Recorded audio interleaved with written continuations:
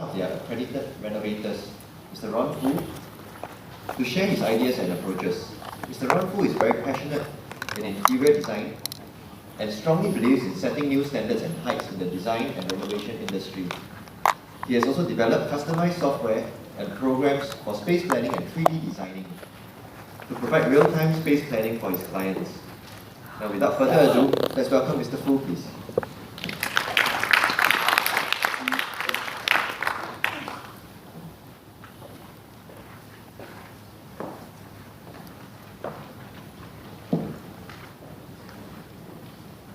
Thank you very much for the introduction, and a very good afternoon to every one of you. My name is Ron, and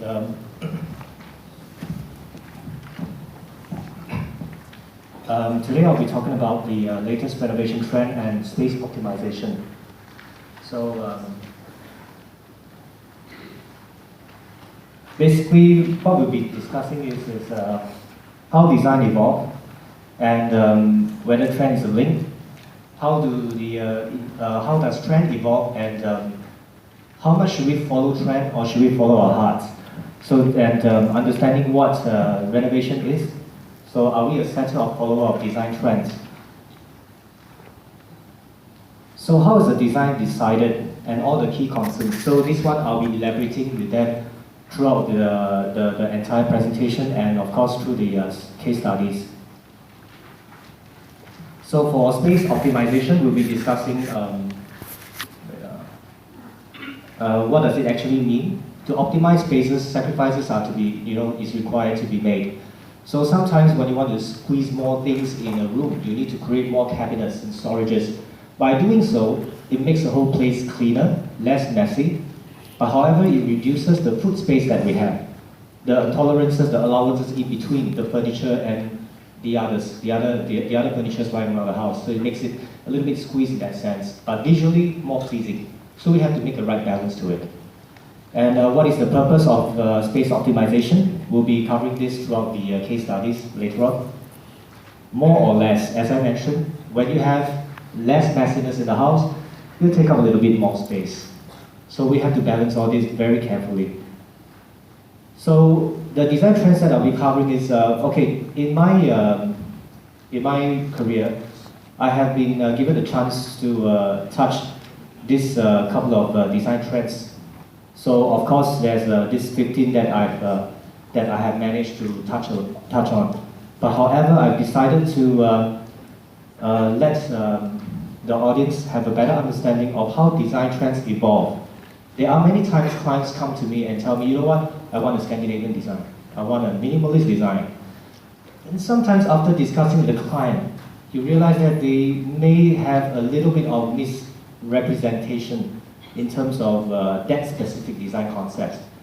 So, well, design evolved from a culture, from how we want things to be. As it becomes popularized, people adopt that design trend, and so that name is born. So I will let you understand how design got its name, how these trends get its name, and why you should actually consider many other factors before just fixing yourself into one specific design trend. So many times, you go to a hawker center, or you go to a food court, you go to a restaurant, you just don't have one meal, you just don't have a chicken rice. Sometimes, you want one chicken rice, you might want to have a mix of other food. Can be a nasi lemak and others. So that's what that complements the entire design of the house. It's a bit of everything that we have managed to come across. I'll be covering loft design, Scandinavian, classic, minimalist, Zen, futuristic. So the first thing I'll touch on is classic design. Now, everybody, when classic design, when it comes to your mind, it's something that, wow, very classy, very elaborated. And yes, you're right, because these are some of the oldest designs. Most of the designs that we see today evolved from there, because in the old days, if you're rich enough, you can design your house. You're talking about a few hundred years ago. If you're not, the ordinary people won't have that interest to design their house. So obviously, classic design is one of the most enduring designs ever. So a brief background. It dates back from the Baroque era, 1500s to Victorian era to the 1800s. And the design elements we play with when we talk about classic wallpapers, trimming, spray painting. Why do we do spray painting? Well, basically, spray painting gives you a very nice, clean finish. If we use laminates like all these cabinets, there is joints. These joints don't look so nice. When you spray paint them, it's a very perfect finish. Of course, there are drawbacks when you use spray painting. It's either you use solid timber, sand it to extremely smooth to create that very smooth finishing, or you have to use MDF, medium density fiber board. By doing that, let's say most of us will opt for MDF because solid timber is extremely expensive. So if you use MDF, you touch water and you accidentally knock onto the corner, that's it. You need to spend a few $100s to spray paint that part. That's what brings out the prestige of that classic design. So of course, we play with cornices, veneer, MDF, solid timber. So this is the classic design. So of course, they are not they are a little bit of mix here and there. So you see that it's very importantly that you look at the chandeliers, you look at the lightings, wallpapers that we play with. The furniture plays a very important part in bringing out the entire theme and feel. So there might be some of the audiences that has an interest in doing up classic design, but over the period of years, it has evolved into many close relatives of each other. I'll be explaining to you how it evolved. Scandinavian, very popular now with a lot of young couples. I've been approached, by young couples many times to talk about Scandinavian.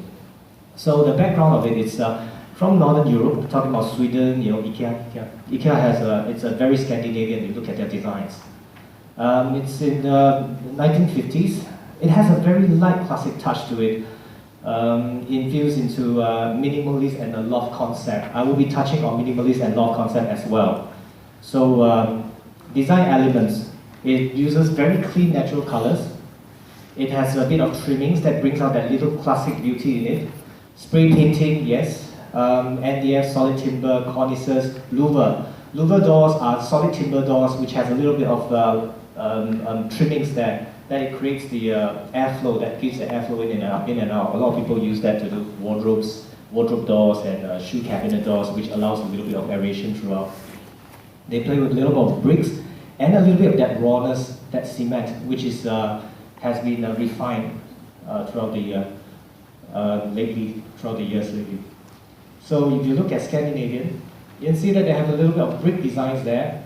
It gives a very nice, clean touch to it, a fair bit of wood, simple furniture, and most likely these doors are actually spray paint, and some of them play with the bricks to give it a little bit of a loft concept, which I'll be covering later. So you can see it's very clean, neutral colors. So that makes it very popular because it's very simple, very down-to-earth kind of a design. And it gives you the freedom to play with a little bit of classic into it. Now, loft design. Loft design, some people might have touched it. I was approached, the first client that talked to me about loft design was about 5 years back. So they just come to me and they talk about cement and bricks. At that time, I was like, wow, what is this? So loft design is, how did it get this name? Now, the word loft, people know that it's on the attic. It's one of the most rundown places there is. It's not in Singapore, most of us stays in HDBs, we don't get that chance. If you happen to know your friend who stays in very old terrace or bungalows or landed houses, you might get a chance to go to the loft. And you realize it's very rundown because nobody stays there. So in most parts of Europe, many of the buildings are not so regulated as we have here in Singapore. So the attic is very rundown. So people make do with that, and they try to bring out its beauty. They try to make it nice and comfortable for it. So that this design become popularized, and this design trend was born. So a lot of young couples also would embrace this loft design, but sometimes too raw for many to accept. So what does it play with? It plays with that rawness, cement, exposed bricks, worn-off timber walls, and wood. Now that's a loft design.